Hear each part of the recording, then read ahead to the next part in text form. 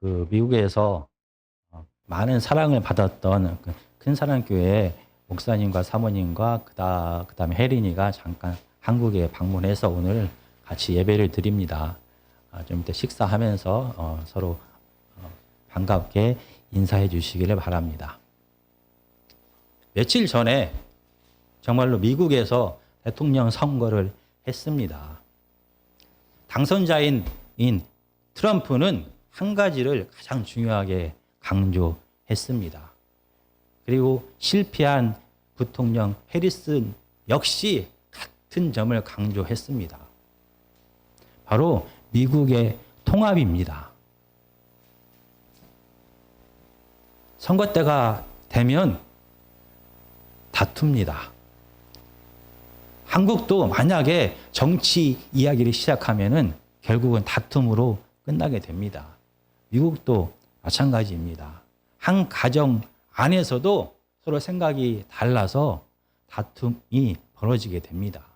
그래서 건강한 사회라는 것은 선거가 끝나면 승복하고 통합을 자연스럽게 이야기하게 됩니다. 오늘 본문에서도 전쟁은 끝나게 됩니다. 그러면 다윗 왕은 이제 무엇을 해야 하는 것입니까? 오늘 하나님의 말씀은 사무엘하 19장 8절을 먼저 보시겠습니다. 구약성경 494페이지입니다. 사무엘하 19장 8절을 다 같이 읽도록 하겠습니다. 494페이지입니다. 시작.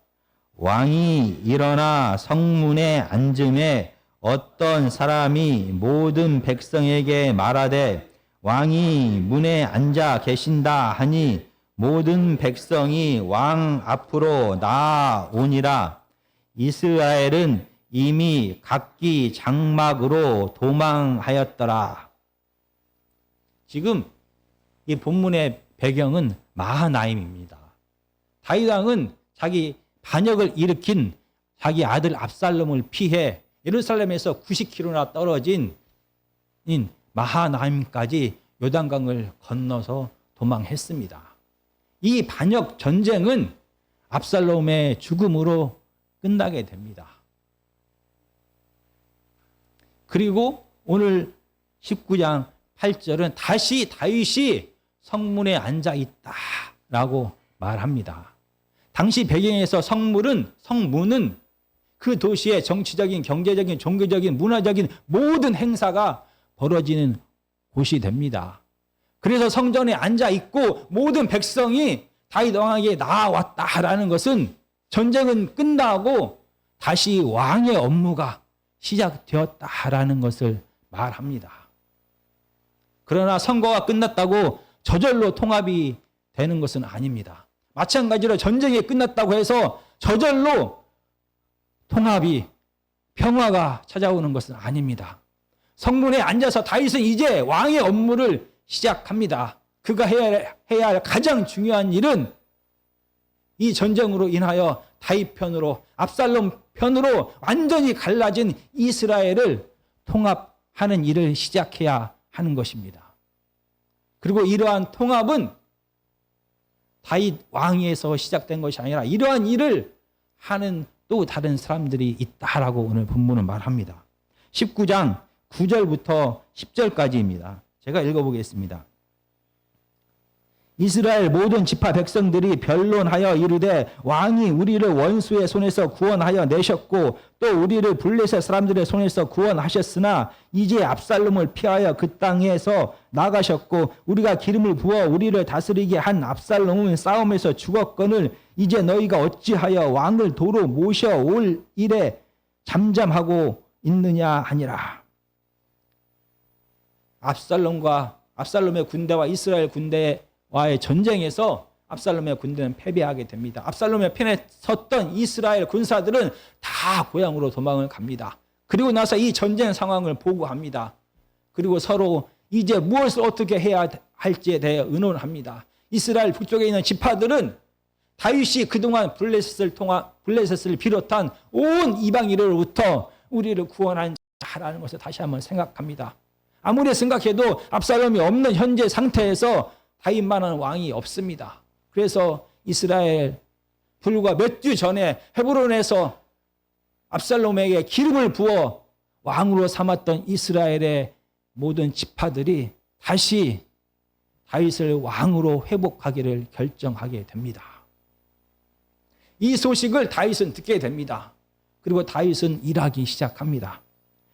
19장 11절부터 13절까지입니다. 아니, 19장 11절부터 13절까지입니다. 다윗 왕이 사독과 아비아달 두 제사장에게 소식을 전하여 이르되 너희는 유다 장로들에게 말하여 이르기를 왕의 말씀이 온 이스라엘이 왕을 왕궁으로 도로 모셔오자 하는 말이 왕께 들렸거늘 너희는 어찌하여 왕을 궁으로 모시는 일에 나중이 되느냐 너희는 내 형제여 내 골육이거늘 너희는 어찌하여 왕을 도로 모셔오는 일에 나중이 되리요 하셨다 하고 너희는 또 아마사에게 이르기를 너는 내 골육이 아니냐 내가 요압을 이어 항상 내 앞에서 지휘관이 되지 아니하면 하나님이 내게 벌 위에 벌을 내리시기를 바라노라 하셨다 하라 하여.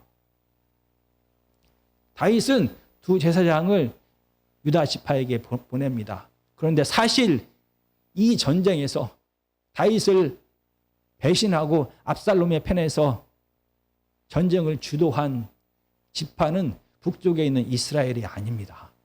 바로 유다 지파인 것입니다. 이 유다 지파를 향하여 다윗은 세 가지 이야기를 전합니다. 이미 북쪽에 있는 이스라엘들은 다시 다윗을 왕으로 인정하기로 결정했다라는 사실을 알립니다. 그리고 유다 지파가 다윗 왕에 속한 혈육임을 다시 한번 강조를 합니다.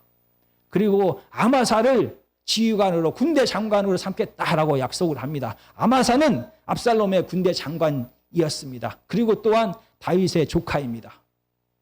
형제의 배신은 아픕니다. 아들의 배신도 아픕니다.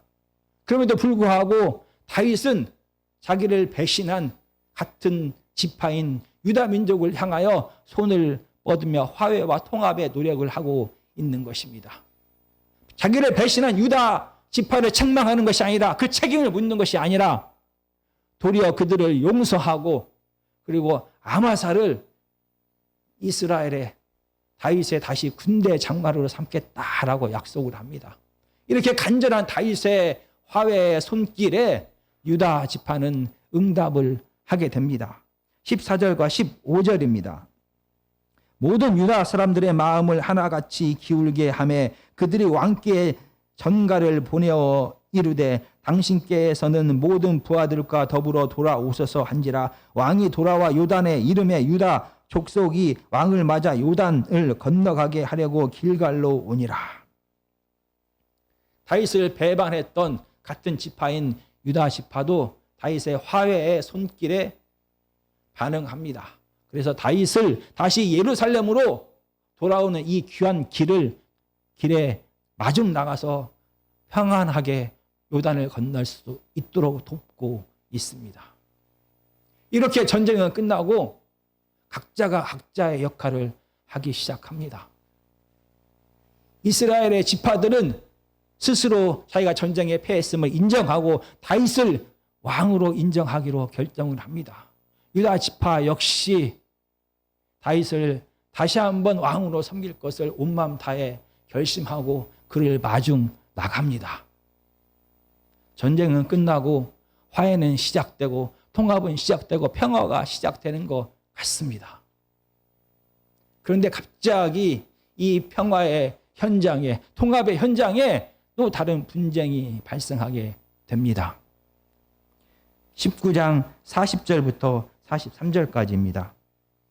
19장 40절부터 43절까지는 저희가 다 같이 읽도록 하겠습니다. 지금 한참 졸릴 때입니다. 그러니까 정신 차리고 우리가 40절에서 43절까지 읽도록 하겠습니다. 시작. 왕이 길갈로 건너오고 기람도 함께 건너오니 온 유다 백성과 이스라엘 백성의 절반이나 왕과 함께 건너니라. 온 이스라엘 사람이 왕께 나와 왕께 아뢰되 우리 형제 유다 사람들이 어찌 왕을 도둑하여 왕과 왕의 지방과 왕을 따르는 모든 사람을 인도하여 요단을 건너가게 하였나이까 하매 모든 유다 사람이 이스라엘 사람에게 대답하되 왕은 우리의 종친인 까닭이라 너희가 어찌 이 일에 대하여 분내느냐 우리가 왕의 것을 조금이라도 얻어 먹었느냐 왕께서 우리에게 선물로 주신 것이 있느냐 이스라엘 사람이 유다 사람에게 대답하여 이르되 우리는 왕에 대하여 10몫을 가졌으니 다윗에게 대하여 너희보다 더욱 관계가 있거늘 너희가 어찌 우리를 멸시하여 우리 왕을 모셔오는 일에 먼저 우리와 의논하지 아니하였느냐 하나 유다 사람의 말이 이스라엘 사람의 말보다 더 강경하였더라. 지금 라합 요단강 건너에서 예루살렘으로 돌아오는 길에 바로 요단강 앞에서 싸움이 벌어졌습니다. 온 유다 지파는 온 유다 백성은 다윗 왕을 맞으러 길갈에 모였습니다. 그런데 이스라엘 지파는 반절밖에 모이지 못했습니다. 그래서 이스라엘 백성들은 이것이 너무나 분했습니다. 이렇게 시작된 싸움에서 점점 목소리가 커집니다. 유다 지파는 뭐라고 말합니까? 혈통을 강조합니다. 다윗 왕은 우리의 혈통이다. 서운해하지 말라라고 말합니다. 그러자 북이스라엘의 10지파는 말합니다. 우리는 이스라엘 전체 나라에서 10몫을 가지고 있습니다. 10지파에 해당합니다. 우리를 무시해서는 절대 안 됩니다. 라고 소리가 높아집니다. 이 싸움의 결말이 무엇입니까? 20장 1절과 2절입니다. 마침 거기에 불량배 하나가 있으니 그의 이름은 세바인데 베냐민 사람 비그리의 아들이었더라. 그가 나팔을 불며 이르되 우리는 다윗과 나눌 분깃이 없으며 이새의 아들에게서 받을 유산이 우리에게 없도다. 이스라엘아 각각 장막으로 돌아가라 하매 온 이스라엘 사람들이 다윗 따르기를 그치고 올라가 비그리의 아들 세바를 따르니 유다 사람들은 그들의 왕과 함께 요단에서 예루살렘까지 따르니라. 전쟁이 그치고 통합이 시작되자마자 다시 분쟁이 시작되고 남유다와 북이스라엘 간의 전쟁이 다시 시작된 것입니다. 이상합니다. 전쟁이 끝나고 모두가 노력을 했습니다.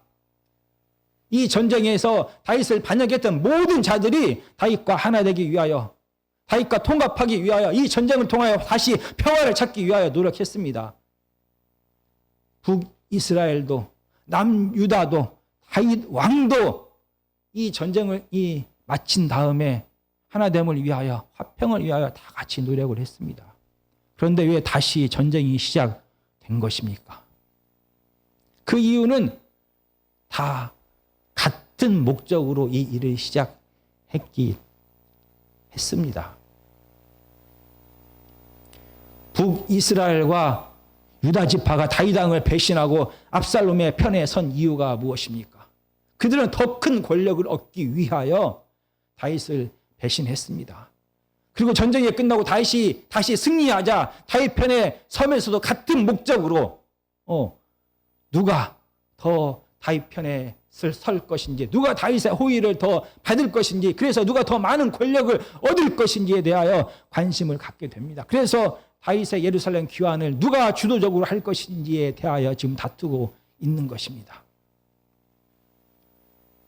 통합을 이야기하면서 자기의 이익을, 자기의 욕심을 포기하지 않을 때 다시 다툼이 시작됩니다. 그런데 오늘 본문에서 이 북이스라엘과 유다의 다툼을 시작하게 한 사람은 다른 사람이 아닌 다윗 왕입니다. 다윗은 자기 아들 압살롬의 배신으로 30년 만에 다시 한번 이 죽음과 고통의 광야길을 걷게 됩니다. 그가 이 죽음과 고통의 광야길을 걸으면서 어쩌면 후회했던 가장 큰 후회는 유다 지파입니다. 만약 집토끼를 놓치지 않았으면은 예루살렘을 떠날 이유가 없습니다. 만약 다른 모든 지파가 다윗을 배반했을지라도 자기 지파인 유다 지파가 다윗을 배반하지 않았으면 예루살렘을 버리고 이 죽음의 광야길을 다시 걸을 필요는 없는 것입니다. 그래서 다윗이 압살롬이 죽고 다시 성문에 앉아서 왕의 일을 시작할 때 가장 중심적으로 생각했던 관심이 무엇입니까? 바로 유다 지파의 지지를 다시 회복하는 것입니다.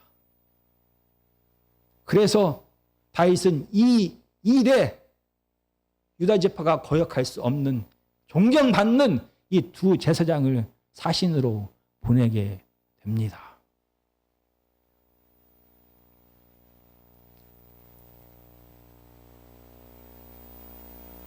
성문에 앉았다고 해서 평화가 시작되는 것이 아닙니다. 왕의 일을 시작한다고 해서 전쟁이 마쳤다고 해서 평화가 시작되고 통합이 시작되는 것이 아닙니다. 사무엘하 11장은 다윗 왕의 죄악에 대하여 기록합니다. 다윗은 성문에 앉은 것처럼 이스라엘을 다스리고 있는 절대 권력자입니다. 그는 왕권을 발휘하고 있습니다.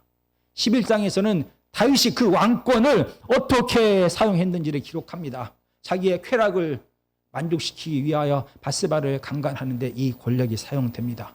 자기의 이 무서운 죄를 덮기 위하여 우리아를 죽이는데 이 권력이 사용됩니다. 이 통치력이 사용되는 것입니다. 그때 반복적으로 사용하는 단어가 11장에 나옵니다. 보내다라는 단어입니다.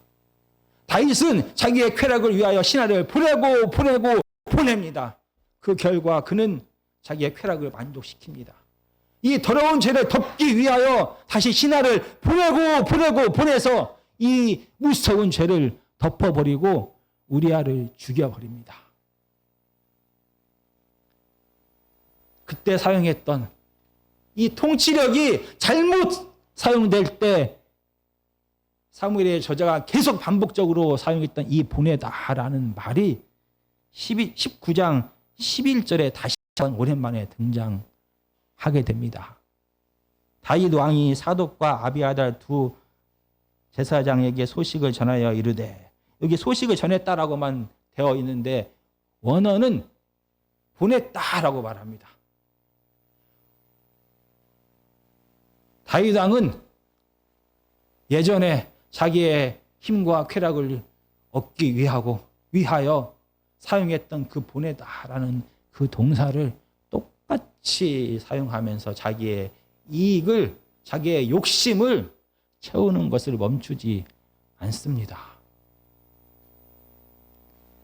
이스라엘의 하나됨을 위하여 일하면서 자기가 가지고 있는 이 불안과 두려움, 그리고 자기의 안정을 결코 포기하지 않습니다.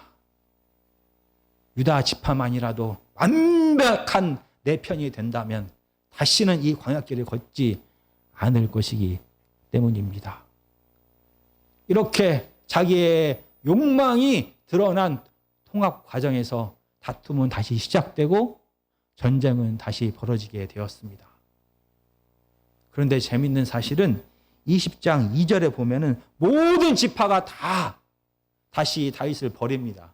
그런데 그렇게 공들였던 유다 지파는 다윗의 곁에 남게 됩니다. 그래서 어쩌면 다윗이 원하는 대로 예루살렘으로 다시 돌아갑니다. 비록 북이스라엘 지파가 다 배반했을지라도 다시 광야길을 걷지 않게 됩니다.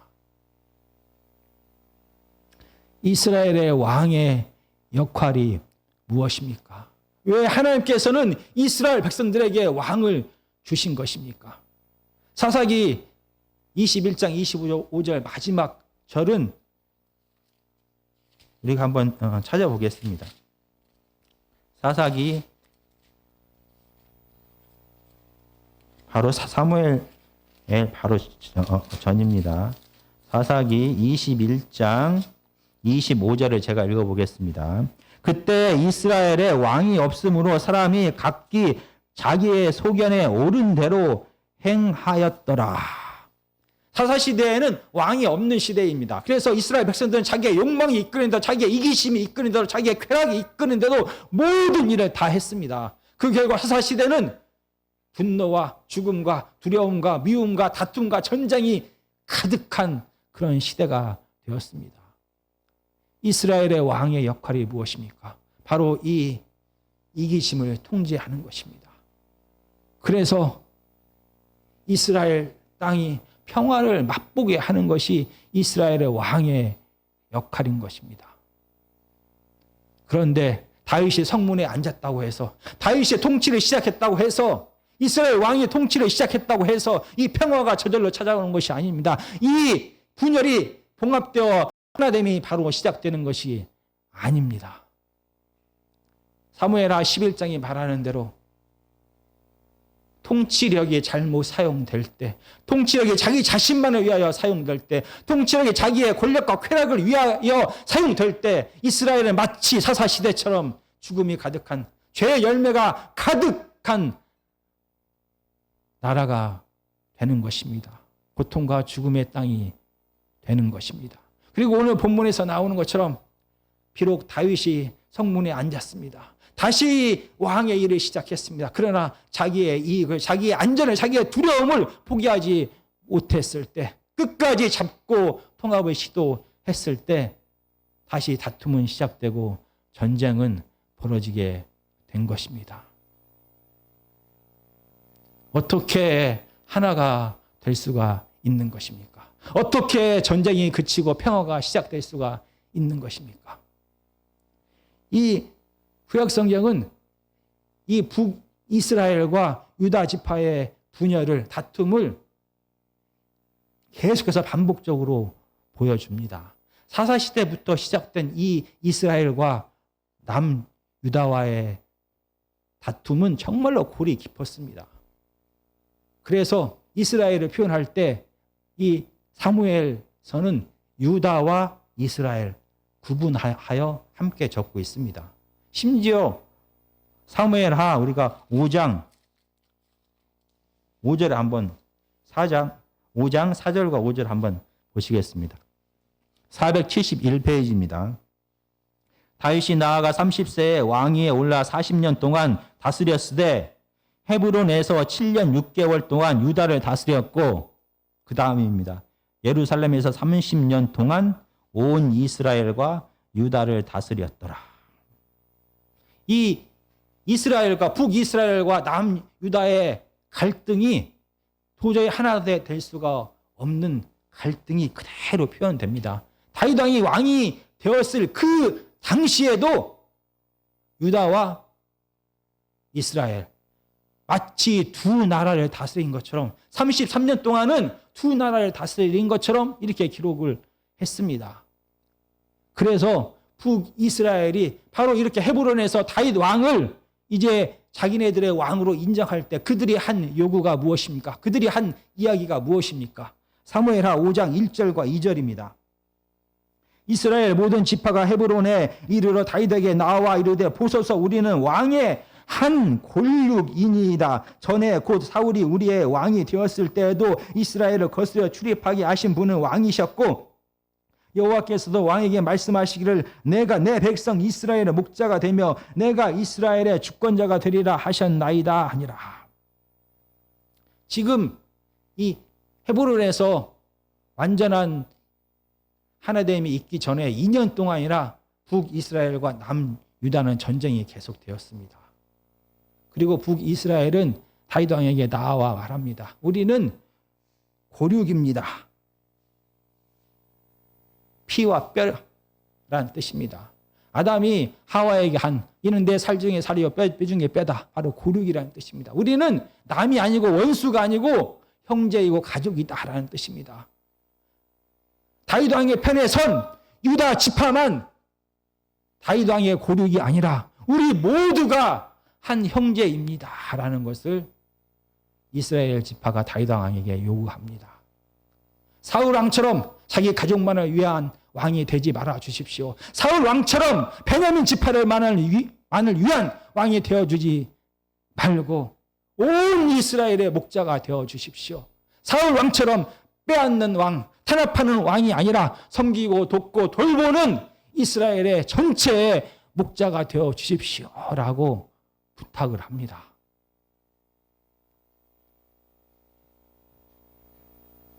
이런 이스라엘의 요구에 다윗은 말로만, 속으로는 자기의 욕심을 그대로 남겨두고 말로만 통합을 이야기한 것이 아닙니다. 다윗 왕은 헤브론을 버립니다.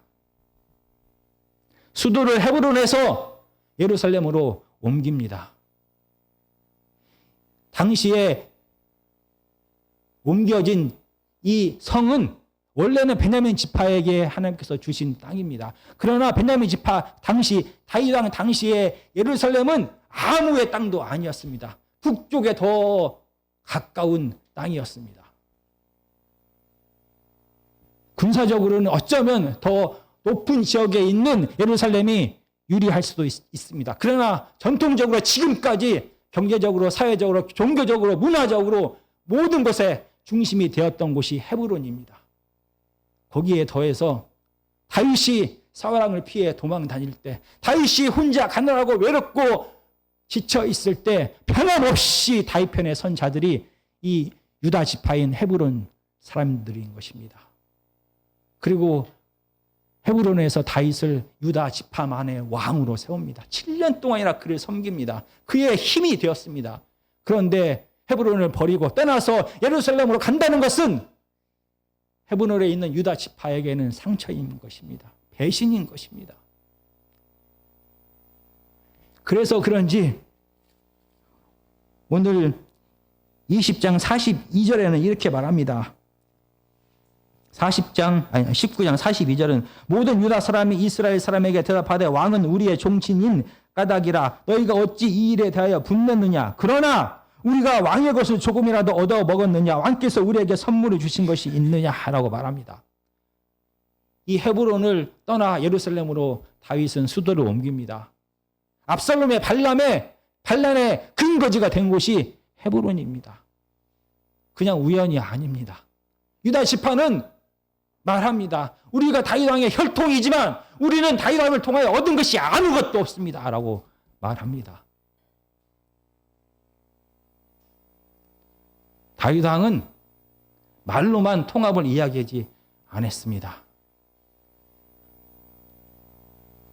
자기를 가장 소중하게 생각하는 자기의 안전의 근거지가 되는 헤브론을 버리면서까지 이스라엘을 향하여 나아갔습니다. 이스라엘의 하나됨을 위하여 그는 모든 것을 다 포기했습니다.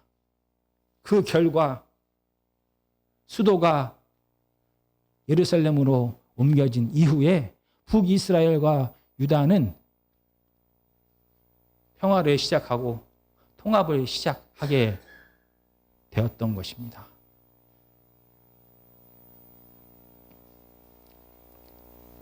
이스라엘의 왕은 성읍에 앉아있는 자입니다. 이스라엘의 왕은 하나님 대신하여 이스라엘을 다스리는 자가 이스라엘의 왕입니다.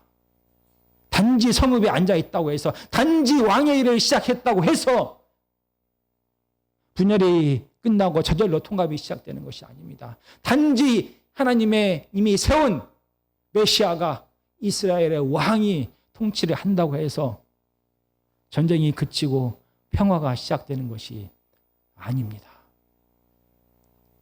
이스라엘의 왕이 자기의 욕심을 내려놓을 때, 자기의 혈통을 내려놓을 때, 온 이스라엘을 향하여 나아갈 때, 그래서 하나님께서 그를 세우신 목적대로 온 이스라엘의 목자가 될 때, 하나님의 사랑과 정의로 다스릴 때 비로소 이스라엘은 하나가 되고 평화가 시작되는 것입니다. 죽음과 두려움이 가득한 세상을 우리는 살아갑니다. 사람들의 욕심은 가득합니다. 우리 안에도 나와 내 가족과 내 것에 대한, 내 혈통에 대한, 내 이기심에 대한, 내 욕망에 대한 꿈이 가득합니다. 우리를 움직이고 말하게 하는 것은 하나님의 뜻이 아니라 내 필요와 내 혈통일 경우가 더 많습니다. 그 결과 이 땅은 죽음이 가득합니다. 두려움이 가득합니다. 다툼이 가득합니다. 전쟁이 가득합니다. 미움이 가득합니다. 하나님께서는 이스라엘을 하나님의 제사장 나라로 왕 같은 제사장으로 택하셨습니다.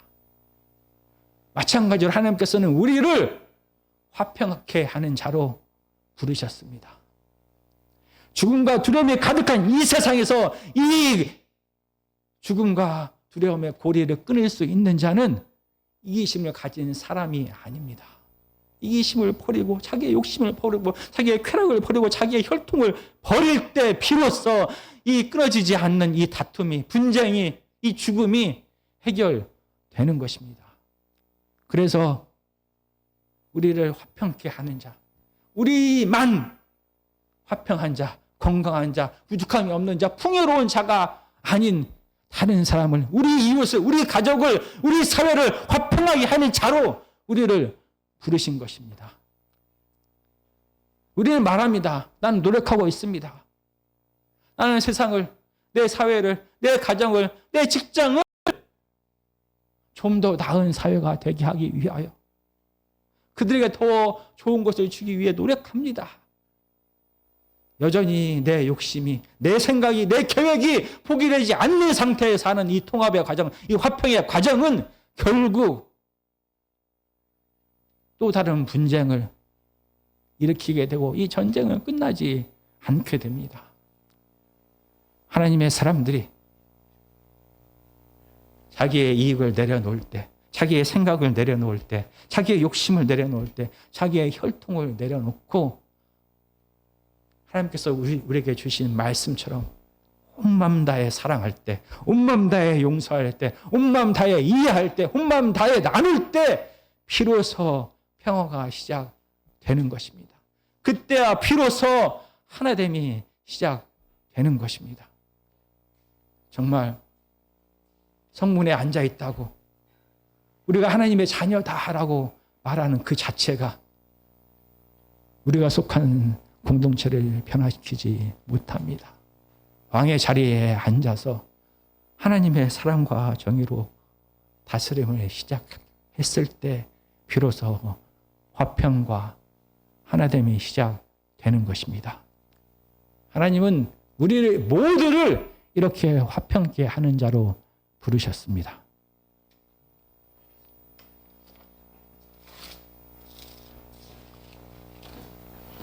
412장 부르시